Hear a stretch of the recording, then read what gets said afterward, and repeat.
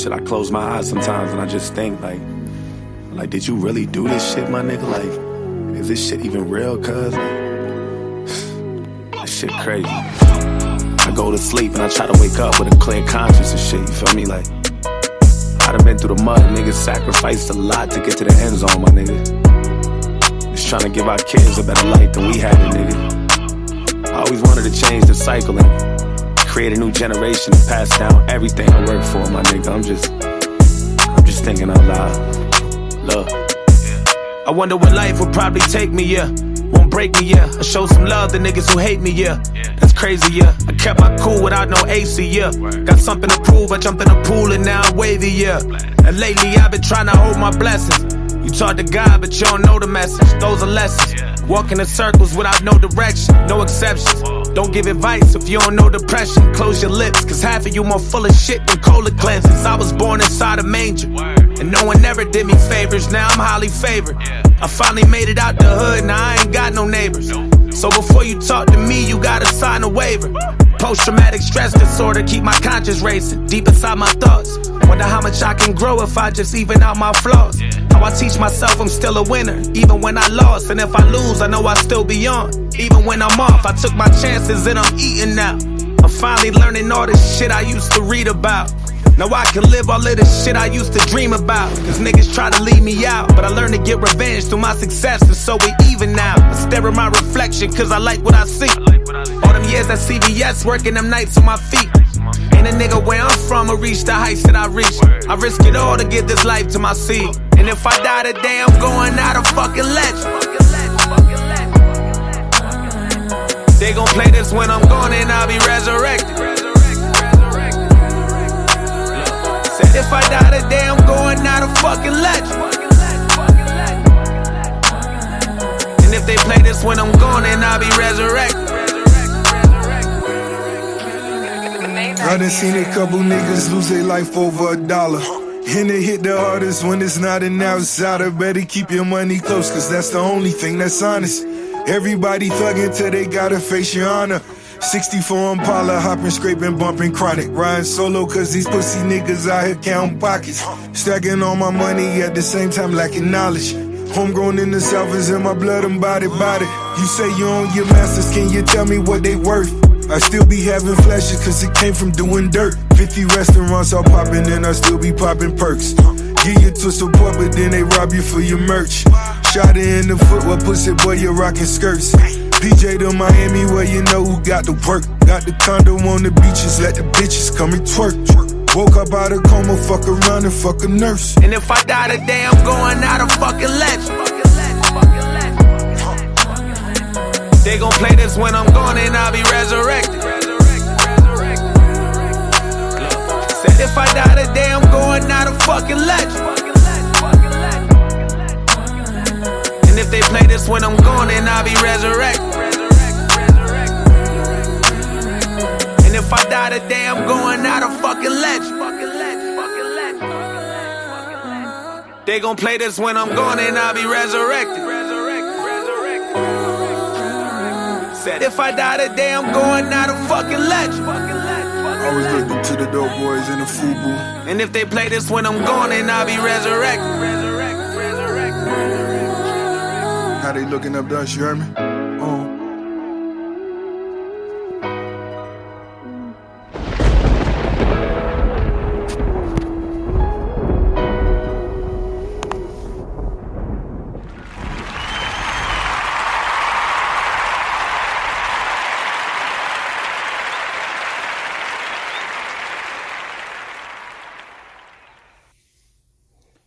God, I forgive, but I won't forget. Mic check 1 2 1 2. You want beef with the king? What is you gonna do? We back, baby. This is Hood Tales with ConeHead coming to you live and direct. I am your host for the afternoon, morning, and evening. This is ConeHead. Sorry about yesterday, guys. I usually be on point, be consistent. I had some shit going on yesterday, so I wasn't able to get down with the with my podcast. But hopefully, y'all still supporting, y'all still listening. check out my YouTube channel. Subscribe, hit the notification bell, get all the notifications when I upload one of these. And like I promise, guys, I promise you, I'm going to start doing videos. I just have been really, really distracted with this shit I got going on with this motherfucking appeal. But y'all keep me in prayer. Y'all, send some up to God. And let his blessings rain down upon me, man. I really need them. I need all of them. I need all the prayer I can get. But this is episode 130, 138. Thank God I'm able to do 130 episodes and counting. But this episode is about adversity. And this is my belief and this is my philosophy. Adversity builds winners. When we go through things, it's not so much about going through. It's really about how we approach it and then how we handle it. I know every situation is really different from the next. Some have similarities, but most are different. And like I say, like I just said in the beginning, I'm still dealing with this appeal situation. I've been on this phone trying to get the supervisor on this phone for since last week. Because I had to ask God for wisdom, knowledge, understanding, discernment, and clarity on what my next move need to be. I wrote the Florida Supreme Court actually to take it to a higher court because that's what I was advised to do. I talked to an appeal attorney. He wants like $15,000 to just file some paperwork, and I'm not no dummy, so I'm not giving nobody 15,000 shit. If I get 15,000 shit, I might go run back to the block and pick up a package and take off with some shit. But he wants 15 grand to do the paperwork, the appeal paperwork. And I'm like, I'm not in a position, to be honest, to even get nobody 15 grand. Like that ain't, if I had it, I wouldn't give it to him. So, you gotta come up with alternatives and you gotta figure it out. So,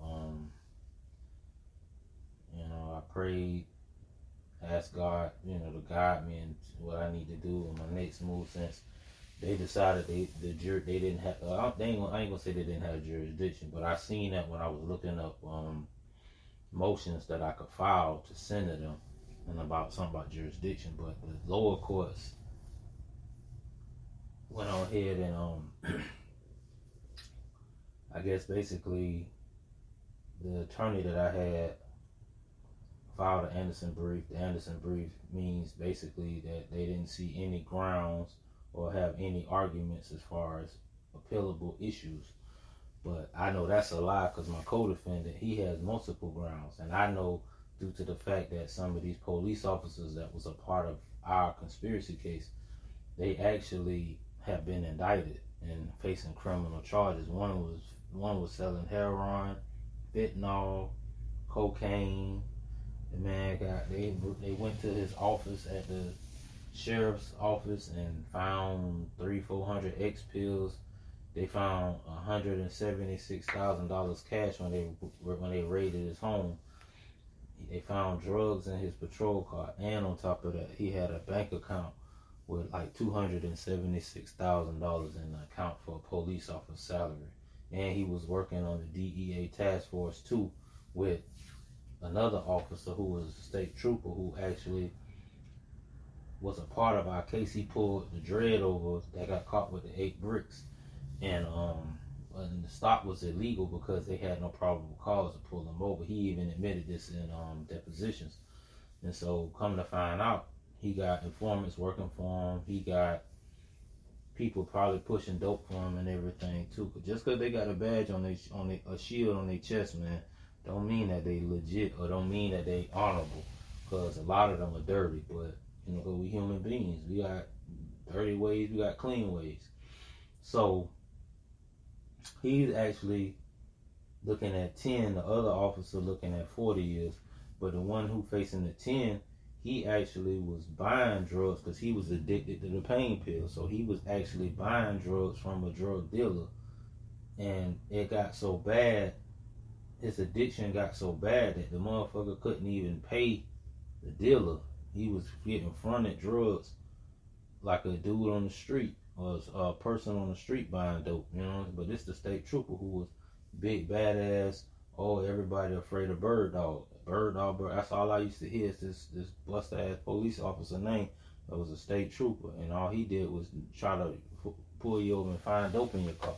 And then if he think he can get you to work for him, he'll try to convince you to be a confidential informant. So that's new information for me to use to have grounds to even go for my appeal, because those officers was a part of and this is law. Fruit of a poisonous tree. If one thing is bad, all that shit is bad. As you would hear this terminology or this statement being said, one apple spoils the bunch. And that's true. That's a part of that fruit of a poisonous tree. That's why they named it that. That's just a little law information for those who might not know. So the crazy thing is, I got all these appealable grounds, but they say I didn't have grounds for an appeal. So I realized that this lady who was handling my appeal didn't even do her job. She never was in contact with me. So I asked God, I prayed once I got the letter from the Florida Supreme Court saying that they dismissed whatever I sent. You know what I'm saying? So I'm like, I'm not giving up. I'm not accepting this shit. I'm not gonna even speak that shit on my life. Like that word ain't even existing no more, because they trying to make me one, but I'm not one. Not in God's eyes and not in mine. So, I've been trying to get this guy on the phone. I just had to write another lawyer. I had to write the lawyer up who kept the money. But he ain't the only one that got it coming. Some other ones that I got to deal with too, with that paperwork and that pen. So, I had to write the bar on another attorney. Wade Road, don't ever hire that nigga for shit. He's a bitch ass nigga. I caught him outside the courthouse one day when we was dealing with that case, because he quit after being paid $24,000 by my mom and my dad. And the nigga quit knowing that it was conflicts of interest. You know what I'm saying? Because he had been taking money from other people that was named in the case and that was actually co-defendants in the case. He knew this, but he took the money anyway. So, I had to write the ball on his bitch ass last week. I just got the letter back, so I gotta wait on that fuck nigga to respond. But, that's a part of the process that I'm going through. So, and these are the adversities that I'm speaking of, because if I was just to accept everything these people saying right now, I'd be a fuck nigga to myself. Because God gave me the spirit of fighting. He gave me the spirit of believing in him and having faith to know that this is not the end and this is not the end game. Because I didn't pray and fight and have faith and stand up to this system just to end up, fucked over and just to take that shit. When I didn't take that shit when I was in that county jail, when I had to fight to get out, when I had to pray and do God's work in that place to get out, I ain't finna sit here and accept this shit. Like, that shit hurts my nerves and it burned my soul to know that these people just turned 45, birthday Saturday, and it took them that long to try to make me one, and I'm still not one, because I'm not accepting that shit, because I'm not laying down. I'm not taking none of this shit. This system is not gonna win. I don't give a fuck. They done fucked up with a lot of good people like me and others who was victimized by the system, because you got human beings running shit and making it seem like that it's acceptable and it's okay to play with someone's life and play with someone's future. And that's what I had to explain to these people. Like, y'all go to y'all jobs every day to take care of y'all children and y'all family. Y'all putting me at a disadvantage because I'm not even able to even get a job at Popeyes. And that shit pissed me off, because I'm trying to get something going just to kind of keep myself afloat, because it's been since June since I've been able to do my courier business. And the fucked up thing about it, I'm almost there to get the L's back. You know what I'm saying? Like, when I get my L's back, shit, I have motion, shit flow for me. You know what I'm saying? But at the same time, it's the adversities that you have to overcome, and it's the adversities that you have to go through sometimes. And we don't understand why. Sometimes shit happens to us so bad and detrimental. We be like, man, God, what did I do? And I asked God this one day. I broke down crying. Like I couldn't go eat breakfast with my son. He called me the night before and said, Daddy, can you come to my school and eat breakfast with me? Dad, breakfast with Dad Day. I enjoyed the donuts with Dad Day. That was a memorable moment. That boy gonna always remember that. And I've always been a man who prides himself on being there for his children. And so for me not to be able to do that shit fucked with me. So I broke down. Like I had a real mental nervous breakdown. Like that shit was real. Like I'm talking about, I ain't cried like that probably since I got my ass when I was a kid. You know what I'm saying? So shit was just ridiculous that, you know, I'm going through all these adversities and I'm just trying to keep my head right. I'm trying to keep my mental strong, because I think that's one of my best weapons outside of my own positivity and my faith. I think my mental toughness is something to be revered. They might need to, when God called me home, they might need to cut my brain open and dissect my shit to figure out how was this individual that fucking mentally tough. Because a lot of the shit that I've been through and a lot of shit that I'm dealing with and going through at this moment, most people would have been and killed themselves. They would have been committed suicide. They would have said, man, fuck this shit. I can't do it no more. But I love God and I love myself, so that will never be a topic of conversation for myself. You know what I'm saying? But what we have to understand and realize, man, this builds us. This help us become winners. This help us to know that, you know, we can get down, we can have cramps, we can have Charlie horses. But as long as you get up and limp, you're still in the race. No matter how painful that shit may be, no matter how bad it may feel, you know, sometimes we let our emotions overtake our judgment and our thinking sometimes. And I try not to be an emotional person, you know, because physical abuse made me aggressive. It made me an angry person. It made me my temperament be zero tolerance at times. And I used to always feel like reacting, you know, a positive and a negative, you get the same reaction. You get a negative reaction for a negative reaction, you get a positive for a positive. So sometimes I was just like, I react, no thinking, no contemplating, no thinking about what if this happened, what if you get in trouble. Like none of that shit was a part of the thought process. It was always, man, 0 to a billion, fuck somebody up, deal with that shit. And then when I fuck people up, I end up in jail. When I fuck people up, I go to juvenile detention. When I fuck people up, make an example out these niggas, that's when it's like I end up, these niggas be so tough at one point and then they turn around and want to call law and shit like that.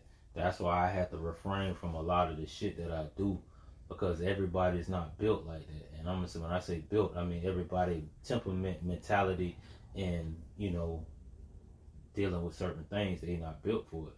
Like, I don't like getting locked up. I don't like being in places like that. But I have to adapt and adjust. It's just like in the jungle. You have to adapt to your environment. You have to adapt to your surroundings. Like, shit, you out there with a bunch of hyenas, but you the only lion. You know, and you outweigh all the hyenas, but you got a pack of hyenas and one lion.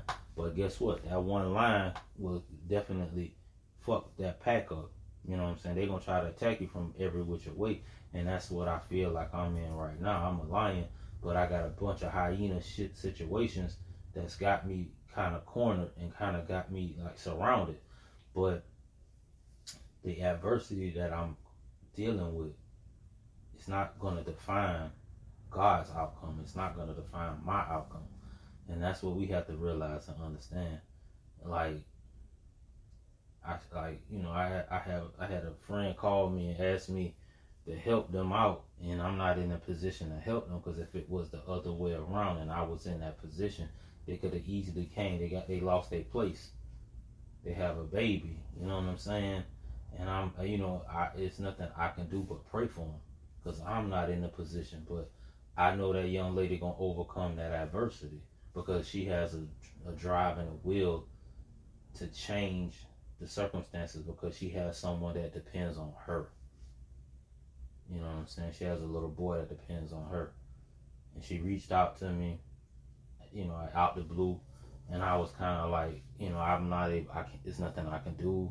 I'm not able to whip right now. Because I would have went, picked her up, took her to a place, like a shelter or, found someone who might be able to let them, but that God had to handle that because that's not God. God not telling me to do that.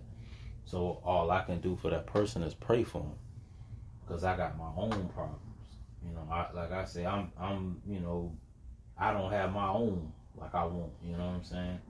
And shout out to Vern Gully for allowing me to, be here, because of the circumstances and shit.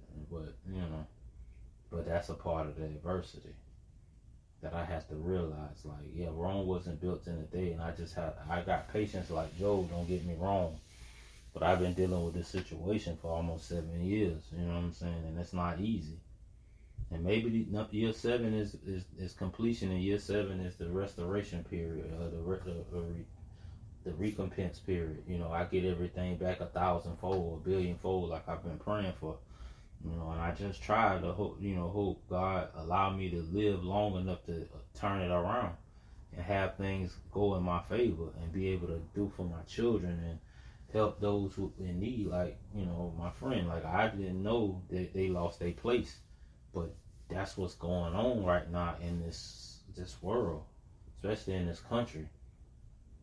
It's a lot. It was 10,000 evictions from October until December. So that's a lot of families. That's 10,000 families that have nowhere to lay their head. And then you see that hawk be out there in the mornings. It's cold as fuck here. But guess what? It's people that's sleeping outside.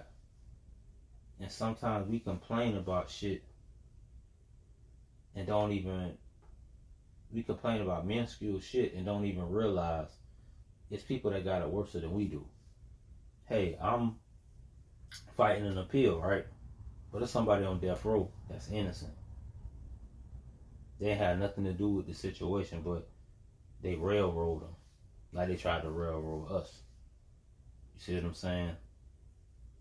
So sometimes we have to count the blessings that we do have. Yeah, I don't have everything I want. I'm not in the place I want to be. I mean, I had traction, I had momentum in the beginning of the year. It seemed like the odd years is always fucked up for me. I don't know fucking why. Since 2017, prime example, odd year. 2016, best life, best year, best birthday, all that shit. You know what I'm saying? 2015, lost the place that I was staying at. Ended up, you know what I'm saying, nowhere to stay. You feel me? So 2014, nigga got his merchant seaman credentials, got my twig. Been had firearms since 2011, which is weird because that was an odd year, but I got my license in 2011. So it's just strange. Like, the odd years for me is always fucked up years.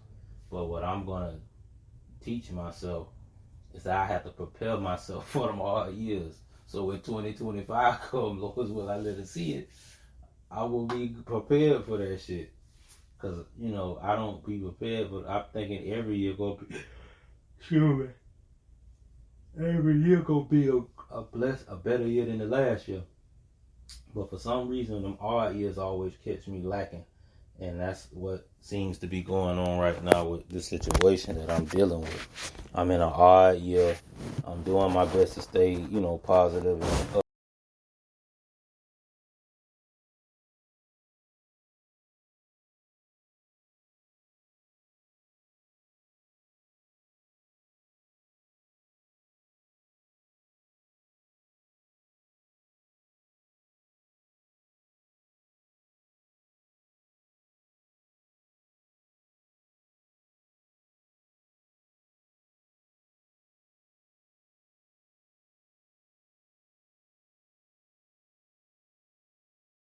We take shit for granted and don't realize God be blessing us in the process. But adversity takes you through what you need to go through. Sometimes you have to go through the rinse. Sometimes you have to go through the fiery furnace. They say, You have to gold. You have to purify gold. You have to burn it 7 times. You have to do it 7 times to get the purity out of it. So you have to burn away all the unnecessary shit that's not gonna help it be gold, pure gold. And all of us should want to be pure in everything we do. All of us should want to strive for better and strive for greatness. Every generation should be doing more than the last generation. And I want to be able to, I'm going to be able to set that tone. Like right now, people might doubt, people might not believe, but like this is something I've been asking God for since I was 8 years old. And even on the recording that my mom has when I was probably 6 or 7, and I told her I'm gonna buy her and my dad a house, and I'm gonna buy them vehicles and shit. This is something I've been prophesying since I was 6 or 7 years old, and this is something I've been asking God for since I was 8. Is to be a multi-millionaire. Now, sometimes I have to understand and realize everybody is not like me. Everybody don't have ambition like I do. Everybody don't have drive like I do. But I've touched money like that. And that's what people don't understand. The reason why I think the way I think, the reason why I believe so much, and the reason why I know I have faith in God that it's going to happen is because I've touched that kind of money. I wasn't never a millionaire, but I had a couple 100,000. Easy. No days off. Going hard, grinding. T-shirts, basketball shorts, and some slides. That was my attire 7 days a week except for going to church. You know what I'm saying? Like, my cousin Robbie always clowned me about this shit. Because it was a clothing line called Army. The boys of the street, it was Urban Well. And they used to have guns and knives and bullets and clips and all kind of shit on their clothing. And I used to wear that shit to church when I would go to church. And I remember one shirt that I had got. This one they used to have the shirts with the little the pictures on them or whatever. Because I remember I had one with Red Fox. I had one, but it was funny because I had this one particular shirt with Tony the Tiger on it, and it said Frosted Cakes. And it basically was a shirt with Tony the Tiger and a whole bunch of kilos with the scorpion stamp on it. And Cuz was laughing when I pulled up on him after church. He like, nigga, you wore that shit to church? And I'm like, yeah, nigga. He told, boy, you the wildest nigga in the world, Cuz. He like, God damn, you wild. But, that was just me, my mentality back then. Like, the people don't understand. Like, I embodied the streets. I embodied selling dope. I embodied that lifestyle. I embody that shit. When I say embody, like it consumed me. And people don't understand that. It's a difference when you one in, one out. But I was all in to Tombstone. Like me and Cuz always said, but we ain't working for nobody. We gonna sell drugs until we get up out this bitch. But maybe God has something better in store for us than the streets. You know what I'm saying? Cuz doing good. Shout out to Rob Zombie and Panamera, his wife, 13 years of marriage, and they're a young couple too, like early 40s, I think she a little older than Cuz. And they have 3 beautiful children. They have an awesome family. They got a board that say the Tellers, they got a chalkboard in the house, and they put little sayings on the chalkboard, and then they pray together before they leave the house. And like one day, Lord's will, I have a family, and I'd be able to do that with my family. You know what I'm saying? Anything is possible if you just believe. So, those who don't understand that you have to keep going, you have to keep fighting. You cannot lay down and let the people beat you. You can't let the enemy win. And that's what we have to learn and realize. Yeah, we might not like the fact that we ain't where we want to be, where we thought we would see ourselves down the road. And yeah, it's heartbreaking. It's very disappointing. It's very discouraging, because then you feel like, oh, why I keep trying? Why am I keep doing this and I get the same results? I just listened to a message last night when they were saying like everything you doing is like you getting a no every time. The door is not opening every time. You keep getting doors shut in your face. You keep going and going. It's like you applying for a job and they just steady like denying you. Yeah, that can be very, very discouraging. Don't get me wrong. We're human. But some of us are just built different. Some of us, like, we just, survival mode is what we know. And sometimes when you in survival mode, all your senses heighten even more when you're in survival. Like when you feel like your life is in danger, you get superhuman strength just because it's either fight or flight, and you in survival mode. So you gonna do everything in your power. If you have to hurt a person, and you not the type that even would hurt an animal, you know what I'm saying? But it's you or them. So you should choose you every time. Love yourself, believe in yourself, and most importantly, put God in everything and put God first.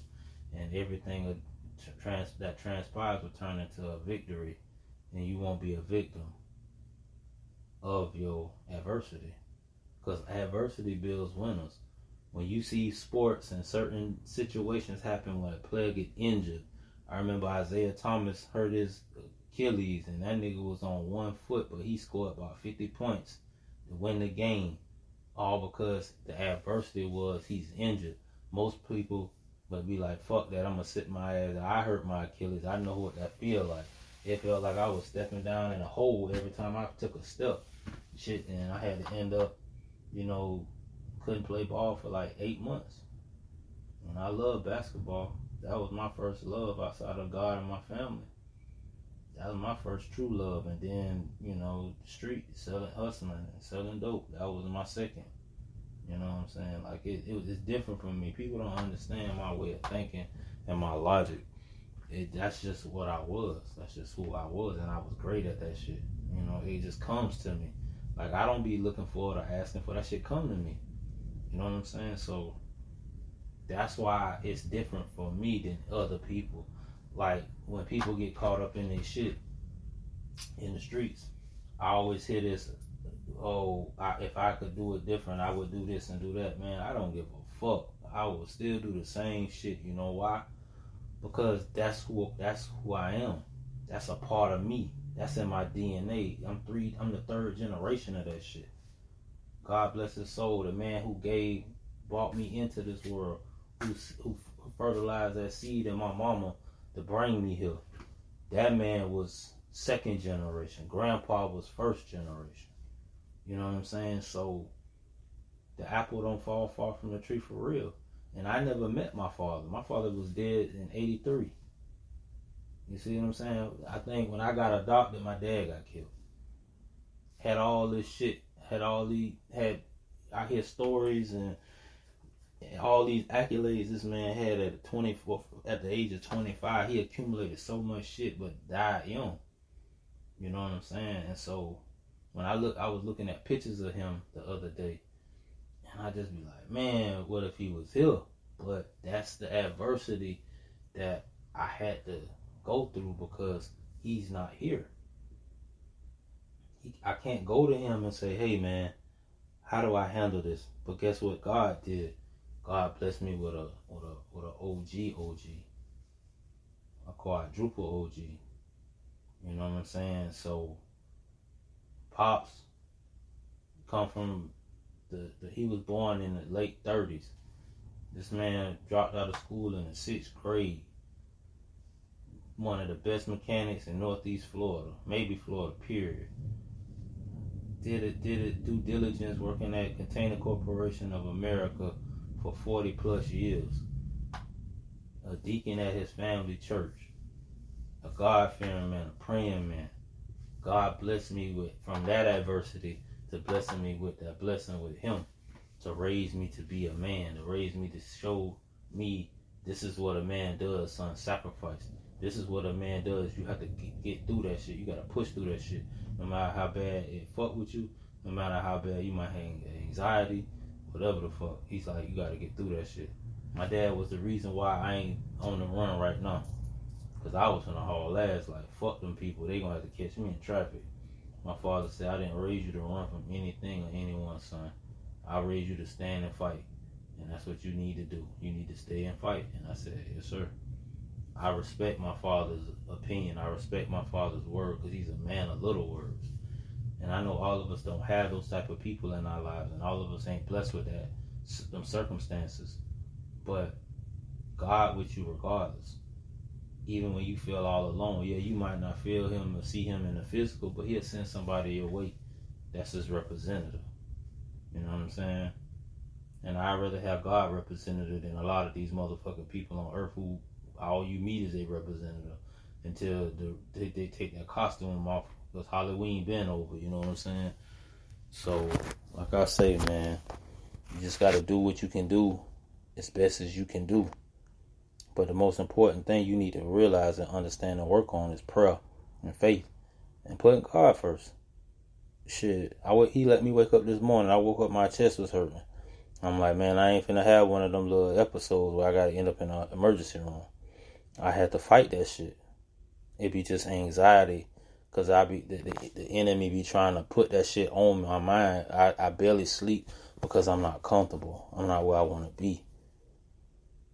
So when I get my opportunity to grind and go hard, I go hard to the point I don't sleep for days. That's just how I've always been. But like I say, man, adversity builds winners. No matter what you're going through right now in life, yeah, everybody got a fucking story to tell. Everybody got a testimony and an issue. But don't let your story, your issue, take you out or knock you out the race. Like I said, you can have a cramp, a Charlie horse, dehydration. As long as you get up and keep moving, you still in the race.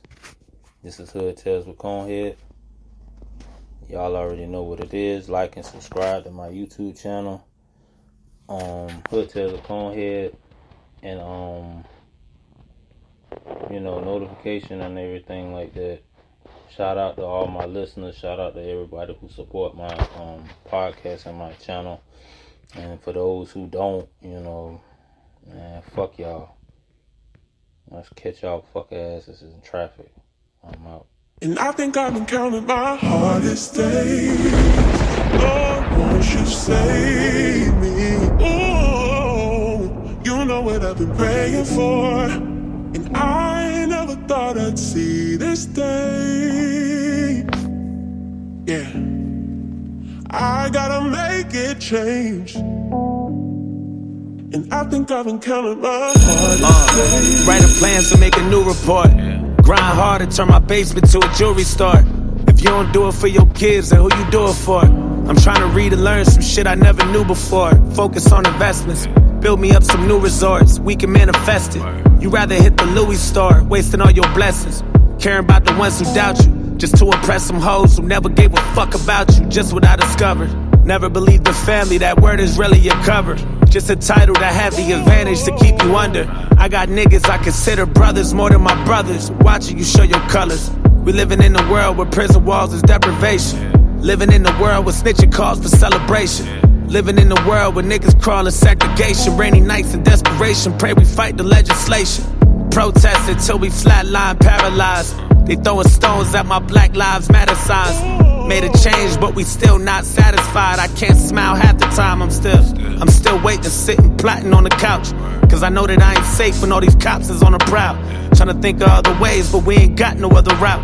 I'm starting to understand that shit that Pac was talking about. Word. And I think I've been counting my hardest days. Lord, won't you save me? Ooh, you know what I've been praying for. And I never thought I'd see this day. Yeah, I gotta make it change. And I think I've been counting my hardest days. Lord, won't you save me? Ooh, you know what I've been praying for. And I never thought I'd see this day. Yeah, I gotta make it change. And I think I've been counting my... Look, time is money and the clock ticking. I teach my son love and respect, that's a God-given. My sperm donor never been shit, just a flop. Listen, if it wasn't for my step-pops, I'd probably turn out different. Probably be in a cell doing a live sentence. Probably had 20 baby mamas and 9 bitches. Probably grew up misguided, twisted inside the system. Dropped out and failed cause nobody listened to my admission. Sick of getting in fights with niggas less educated. Sick of getting advice from niggas who never made it. Sick of being polite to people with lesser patience. Oftentimes I wonder where I would be if I never made it. The hating always comes from niggas that wish they had all your blessings of the clout. Them bad vibes forever, but I'm destined on this route. I'm starting to understand that shit that X was talking about. And I think I've been counting my worst thing comes to worst, I fucking die a tragic death or some shit, and I'm not able to see out my dreams. I at least want to know that the kids perceived my message and were able to make something of themselves and able to take my message and use it and turn it into something positive and to at least have a good life. If it ain't black on, I'm probably gonna use it to chop crack on. Hard white for all them hard nights I had my back on. Roach infested carpet, tiptoeing my mother's room. See a dresser and felt no pressure when taking a 20 off it. Compton like a closed coffin, we walking to school coughing. Often high off the gun smoke, Boston had at the front door. Cooking class, I'm J-Hove, rock it up on they stove. Me and my teacher going back and forth like No Name and J. Cole. You said I would never be what? I wouldn't amount to what? Now you in this Trader Joe's, same line saying what's up. Talking about how you like my songs, not knowing it was me. Security had me in that headlock and I told you I couldn't breathe. Now it's Black Lives Matter and white letters on your shirt. Now, how many black lives did you help or did you hurt? Did you handicap, block, push to excel, or did you hinder? Since hindsight's 2020, I guess you don't remember. Now you with your mixed child, having all these mixed feelings. But do your black husband know you tried to burn down our village? But never mind, front of line, that's for y'all to figure out. Just know that boy who wasn't shit bailed all his niggas out. And this my black queen, I kiss her on her black lips. And she rock off-white, cause she support black shit. And I'm blacker than a Stiller helmet or a Spike Lee flick. Black like the pick stuck in the afro or Kaepernick.